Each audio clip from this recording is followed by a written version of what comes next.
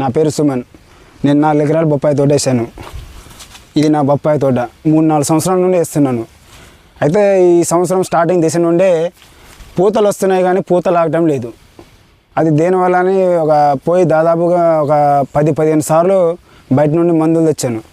మందులు తెచ్చి డ్రిప్పులకి ఎక్కించిన పైన స్ప్రే చేసిన ఏం రిజల్ట్ లేదు. ఒకసారి మా ఫ్రెండ్ యూట్యూబ్లో చెప్తుంటే విన్నాను, ఈ మందు వాడితే రిజల్ట్ బాగా ఉంటుంది అని చెప్పడం వల్ల ఒకసారి పోయి తెలుసుకొని ఒకసారి ట్రై చేద్దామని పోయి కలిశాను.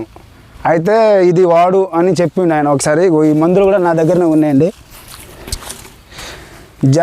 Jack star plus humic star ఈ 2 వాడడం వల్ల నా తోటలో చూడండి ఇప్పుడు కాయలు ఎట్లున్నాయో అధికంగా బాగా ఒక ఎకరానికి వచ్చేసి 30-40 టన్నుల కంటే తక్కువ కావాలి.